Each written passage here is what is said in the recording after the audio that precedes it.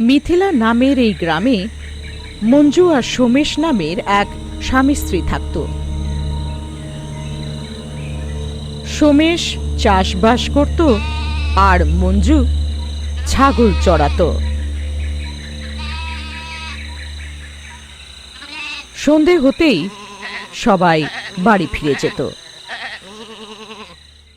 বিয়ের 5 বছর পরেও দুজনের সন্তান হয়নি।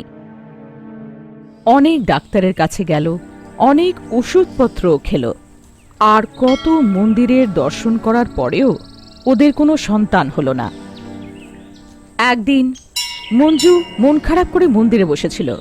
একটা বয়স্ক কাকিকে দেখল। কি হয়েছে রে মা, এত মন খারাপ করে বসে আছিস? মনে কি দুঃখ আমায় বল। কে জানে আমি কোন জন্মে কি পাপ করেছিলাম কাকিমা, আমার কোনো সন্তানই নেই। সন্তান হবে, তোরা দুজনে স্বামী স্ত্রী বেলা পাহাড়ে পিশাচী তান্ত্রিকের সঙ্গে দেখা কর, তার জন্যে কোনো ব্যাপার অসম্ভব নয়, তোদের ইচ্ছা নিশ্চয়ই পুরো হবে। পরের দিন কাকির বলা মতনই বেলা পাহাড়ে নিজের স্বামীর সাথে চলে গেল।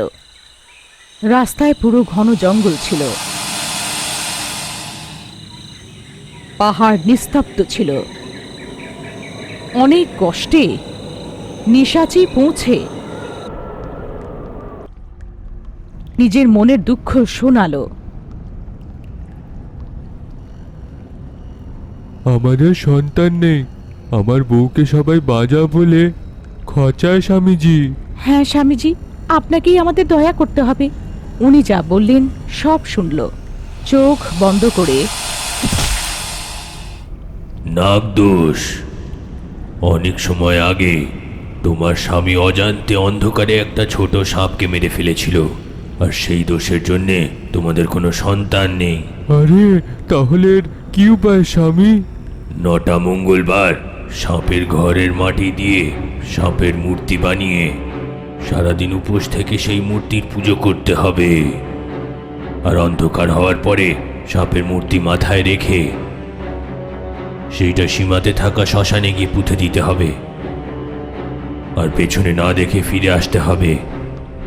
এমন তোমরা 9টা মঙ্গলবার করবে, মরে থাকা সাপের আত্মা শান্ত হয়ে যাবে, আর আপনাদের থেকে নাগদোষ দূর হয়ে বাচ্চা হবে।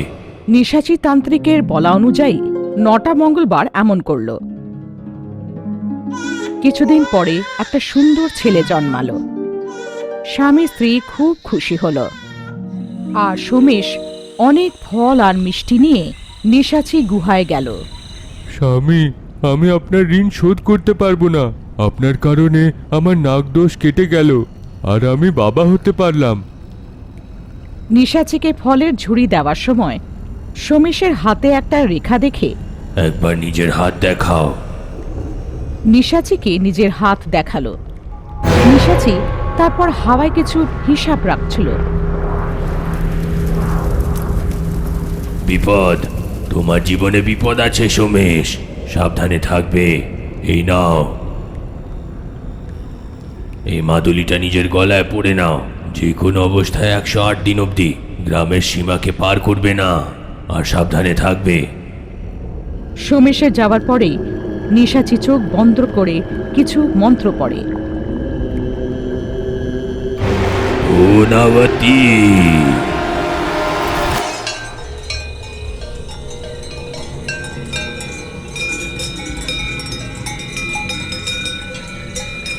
এই কবর ছেড়ে এ যদি গ্রামে এসেছে, তার মানে কারোর প্রাণ যাবে।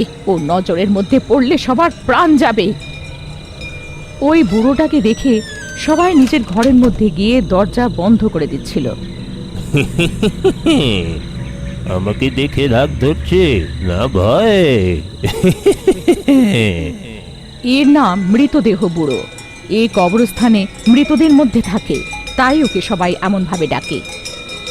ওর শরীরে কাপড় থাকে না, ও সবসময় উলঙ্গ থাকে, কিন্তু ও কখনো কবরস্থান ছেড়ে বাইরে আসে না। যদি বাইরে আসে তাহলে কারোর সাথে খুব খারাপ হয়। ওকে গ্রামের ভিতরে প্রবেশ নিষিদ্ধ করার সাহস কারোর মধ্যে ছিল না, কারণ একবার গ্রাম প্রধানের ছেলে ওকে পিটিয়ে গ্রাম থেকে বার করে দিয়েছিল। আর কিছুদিন পরে গ্রাম প্রধানের ছেলে রক্ত বমি করে মারা যায়। মৃতদেহ বুড়ো মৃতদেহর মতনই দেখতে লাগে। হাঁটুতে ছোট ছোট ঘুঙুর থাকে। গাছগাছালি, জানোয়ার, মানুষ, কীটাণু কাউকেও যদি এক মনে দেখে নেয় তাহলে কিছুদিনেই সে মারা যায়। তাই ও যখন গ্রামে আসে তখন সবাই ওর থেকে সরে যায় আর নিজেদের ঘরে চলে যায়। এমনভাবে একদিন নিশাচি সোমেশকে সীমা পার না করার জন্য বলল। তাই ও বউ ছেলের সাথে বাপের বাড়ি গিয়ে দেখাও করেনি। নিশাচি যে তাবিজটা ওকে দিয়েছিল সেটা গলায় বেঁধে প্রতিদিন চাষবাসের কাজ করছিল। কিন্তু একদিন, আরে গঙ্গু, কালকে আমার ক্ষেতটাকে খোঁড়ার আছে, তুই কোনো অন্য কাজ রাখবি না। ঠিক আছে, সকালে এসে যাব। পরের দিন গাঙ্গুর সাথে কুয়ো খোঁড়ার সময় সোমেশের কিছু চকচক করতে জিনিস দেখে। ঘুরে দেখল সেটা একটা গুপ্ত নিধি। আমার ছেলের জন্ম খুবই শুভ, আমার খেতে সোনা পেলাম। আরে গঙ্গু, তোমাকে কিছু অংশ দেব, কাউকে বলবে না। ভয় কেন পাচ্ছেন? আপনার খেতে পাওয়ার জিনিস তো আপনারই হবে, গ্রামবাসীরা জানলে কি? আমার স্ত্রী বাপের বাড়িতে গেছে, ছেলে 5 মাসের হলেই সে ফিরে আসবে। এতগুলো সোনা নিয়ে আমি থাকবো কি করে? এই কান থেকে ওই কান হয়ে যদি ছড়িয়ে গেল যে আমার কাছে সোনা আছে, তাহলে আমার প্রাণের বিপদ। রাত্রেবেলা কোনো চোর এসে আমাকে মেরে ফেলবে আর সোনা নিয়ে যাবে। হ্যাঁ সাহেব, এইটা তো ঠিক। এইভাবে সেই গুপ্ত নিধিকে সবার চোখের আড়ালে সোমেশ বাড়ি নিয়ে আসে আর ওটা রান্নাঘরের কোণায় লুকিয়ে রেখে দেয়। এই নাও তোমার ভাগের সোনা, শান্তিতে থাকো। সোমেশের দেওয়া সোনাটাকে নিয়ে যাওয়ার সময় পথে গুঙ্গুর মন বদলে গেল। সেই সোমেশের কাছে সোনা আছে, আমাকে ছাড়া তো আর কেউ জানে না। যদি তাকে মেরে ফেলি তাহলে সব সোনা আমার। কিন্তু আমি তো বুড়ো, ওর সামনে আমি টিকতে পারবো না। হ্যাঁ, আছে তো লাশ বন্ধু। এইটা ভেবে ও কবরস্থানে গেল আর মৃতদেহ বুড়োকে সব কথা জানালো। ওকে কোনো জাদু টোনা দিয়ে কিংবা তন্ত্রবিদ্যা দিয়ে মেরে ফেললে সব সোনা আমাদের হয়ে যাবে। আমি সোনা নিয়ে কি করব? সব তুমি রেখে নাও। এই গ্রামে আমার সঙ্গে কেউ কথা বলে না। শুধু তুমি আমার জন্য মদ আর মাংস নিয়ে আসো। আমি কি তোমার জন্য এতটা করতে পারবো না? চলো এক্ষুনি যাই, টোনা টোটকা করব। জাদু টোনা কি হয়? 3 মিনিট ধরে কাউকে দেখে চালের 13 দানা মুখে দিলে, টোনা টোটকার মন্ত্র পড়ে সেই দানাগুলো থুতু করে দিলে সে তার উপরে পা রাখার 13 দিন পরেই মরে যাবে। মধ্যরাত্রের পরে সারা গ্রাম ঘুমোচ্ছিল, একদম নিস্তব্ধ ছিল। মৃতদেহ বুড়োর হাঁটার সময় ঘুঙুর বাজছিল আর দূরে নেকড়ের চিৎকার। সোমেশ ঘুমোচ্ছিল। মৃতদেহ বুড়ো জানলা দিয়ে সোমেশকে দেখে আর মুখে চাল নিয়ে মন্ত্র পড়তে শুরু করে দিল। नेत्रम काल नेत्रम विलुकम सर्प नेत्रम भूतांत्रिकम प्रेत नेत्रम प्राणहरिम जम क्रीम। এমন করে পড়ার পর সোমেশের বাড়ির সামনে চালের দানাগুলো রেখে দিল আর চলে গেল। পরের দিন সকালে চাষে যাওয়ার সময় দরজা খুলল আর দুর্গড়ার পাড়ে পা রাখল ও চালের উপরে পা রেখে দিল। কিন্তু নিশাচির দেওয়া তাবিজটার গলায় থাকার কারণে কালো টোটকার কিছু প্রভাব পড়ল না। ওদিকে মৃতদেহ বুড়োর নাক থেকে রক্ত বেরোতে শুরু করলো। ও সাথে সাথে সোমেশের বাড়ির দিকে এগোলো আর গাঙ্গুকে বলল, আরে গঙ্গু, তার উপরে প্রয়োগ করে থাকা জাদুটোনা আমার উপরে হয়ে গেছে। মানে কি? আমি বুঝতে পারলাম না। তার উপরে ছেড়ে থাকা ভূত তার কিচ্ছু করতে পারেনি, আমার উপরে এসে গেছে। তার মানে আমি 13 দিনে মরে যাব। হ্যাঁ, এখন কি করবে? আজকে রাত্রে গিয়ে আরেকটা ভূতকে কাজে লাগাবো। মধ্যরাত্রের পরে সোমেশের বাড়ি গিয়ে জানলা দিয়ে দেখল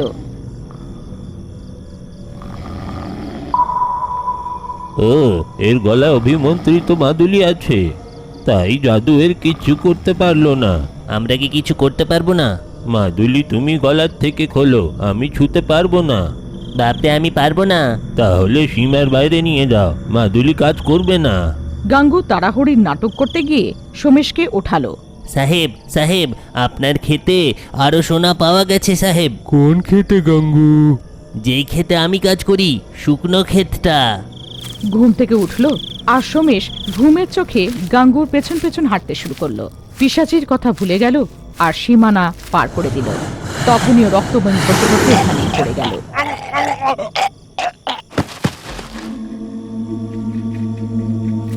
গাঙ্গু একলা সোমেশের বাড়ি গিয়ে সেই গুপ্ত নিধিটা নিয়ে যায়। পরের দিন কোনো গ্রামবাসী সোমেশকে উঠিয়ে নিয়ে গিয়ে ওকে বাড়িতে শুইয়ে দিয়ে ওর বউকে খবর পাঠায়। মঞ্জু আসলো আর সোমেশকে বাঁচানোর অনেক চেষ্টা করলো, কিন্তু সোমেশ 13 দিনের দিনে মারা গেল। ও বুঝতে পারল না যে ওর স্বামী এরম হঠাৎ করে কেন মারা গেল। ভাবতে ভাবতে ও নিশাচির কথা মনে পড়ে। ছেলেকে ওর মার কাছে রেখে দিয়ে একলা বেলা পাহাড়ের দিকে যায়। স্বামী, আমার বর হঠাৎ করে কঠিন রোগে মারা গেছে। সে অসুস্থ হয়ে মরেনি, টোনা টোটকাতে মরেছে। ও নিজের দিব্য দৃষ্টি দিয়ে সবকিছু দেখলো আর মাঙ্গাকে সব কথা জানালো। তার মানে ওই মৃতদেহ বুড়ো আর গাঙ্গু আমার বরকে মেরে ফেলেছে। ও রাগের চোটে গ্রাম প্রধানের বাড়ি গেল আর যা কিছু হয়েছে সব বলল। গাঙ্গুর বাড়িতে গিয়ে দেখলো মাচার উপরে সোনা রাখা ছিল। তুমি এই সোনার জন্য আমার স্বামীকে মেরে ফেলেছো, বাজে লোক। বাবু, আমি এই সোনা চাই না। এই সব গ্রামের গরিবদের মধ্যে বিতরণ করে দিন, কিন্তু ওই মৃতদেহ বুড়ো আর গাঙ্গুকে মরতেই হবে। মাঙ্গার এমন বলাতেই গ্রামের লোকেরা রাগে হাতে লাঠি নিয়ে মৃতদেহ বুড়ো আর গাঙ্গুকে মেরে মেরে মেরে ফেলল। মৃতদেহ বুড়োর ছেলে ক্রান্তি এসব জানতে পারল। সে ছোটবেলাতেই সব ক্ষুদ্রবিদ্যা শিখে নিয়েছিল। সব থেকে বড় ক্ষুদ্রবিদ্যা শেখার জন্য শিমোগা পাহাড়ে মৃতদেহ পুজো করছিল। এদিকে ওর বাবার মৃত্যুর কথা ও জানতে পারল। ও গ্রামে এসে গেল আর এসেই গঙ্গুর বউয়ের কাছে গিয়ে, আমার বাবা মরার সময় পাখির আওয়াজে তান্ত্রিকের সাহায্যে একটা সূচনা পাঠিয়েছিল। শকুনের আওয়াজ? হ্যাঁ, পাখির মতন চেঁচালে ওদের যারা রক্ত সম্বন্ধে আছে তারা শুনতে পায়, আর ওরা বুঝতেও পারে। যখন মৃত্যু কাছে থাকে তখনই তান্ত্রিকের প্রয়োগ করে। কেউ জানে না যে মৃতদেহ বুড়োর একটা ছেলে আছে। তোমার বাবার জন্যেই আমার স্বামীর মৃত্যু হয়েছিল। এইভাবে যা কিছু হয়েছিল সব বিস্তারিতভাবে জানালো। আমার বাবাকে মেরে থাকার বাচ্চাকে আমি মেরে ফেলবো। পশুপতি, পশুপতি, পশুপতি, পশু পশু পশু পশুপতি, প্রম পশুপতি, ভ্রীম পশুপতি, ক্রিম পশুপতি।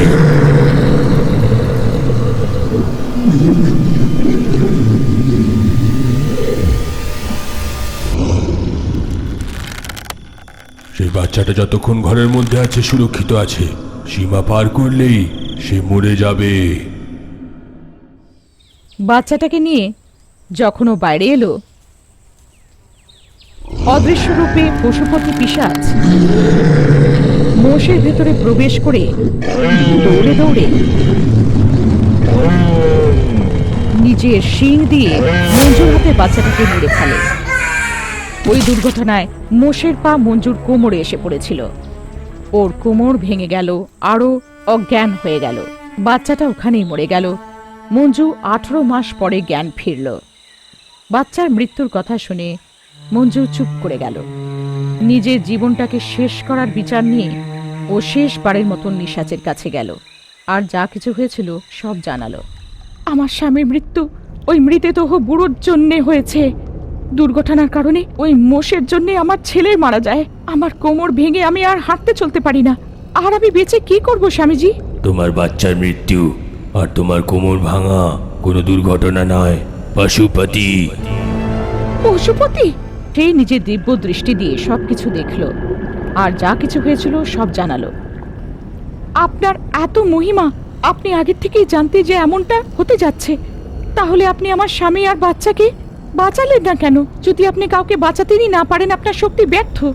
মা, আমার নামই হলো নিশাচি, ছায়াকে মেপে থাকা। যদি সূর্য আর চন্দ্রমার আলোর জন্য আমার ছায়া মাটিতে পড়লে আমি মরে যাব।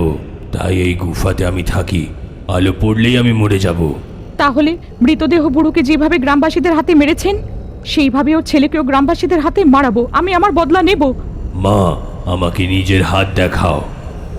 মঞ্জুর হাত দেখে, তুমি লোকেদেরকে বাঁচানোর জন্যই জন্ম নিয়েছো।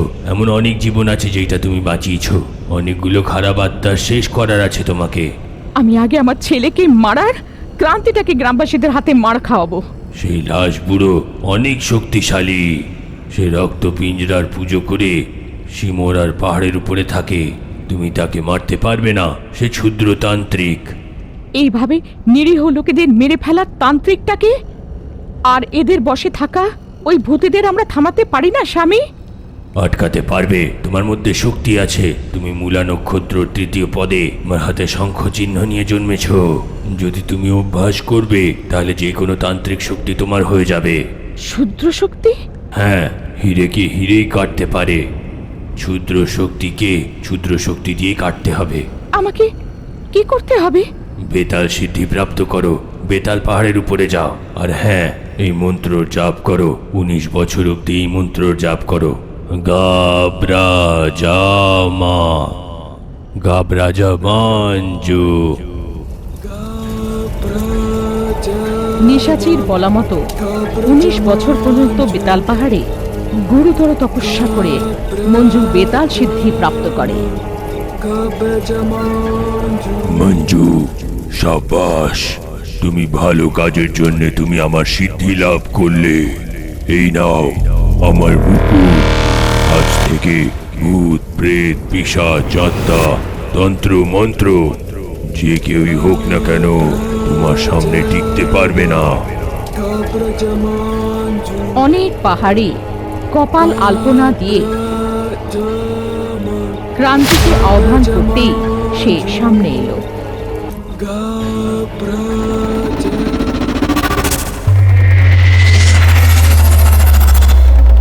ও তার টুকরো টুকরো করে মেরে নিজের বদলা নিয়ে নিল।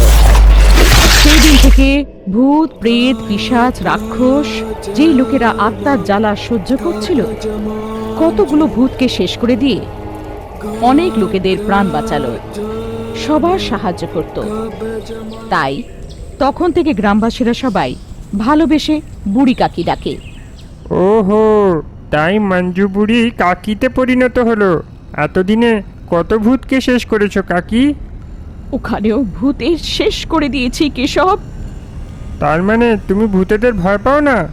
তা কেন, আমিও একটা ভূত থেকে অনেক ভয় পাই কেশব। তোমাকে ভয় পাওয়ানো ভূত কে কাকি? আক্রোশী। ওর গল্প বলো না কাকি। আক্রোশী রূপ বদলায়, বাচ্চাদের উঠিয়ে নিয়ে যায়। অন্ধকার হয়ে গেলে তার নামও নেওয়া উচিত নয়। নাম নিলেই সে প্রকট হয়ে যায়। আক্রোশী।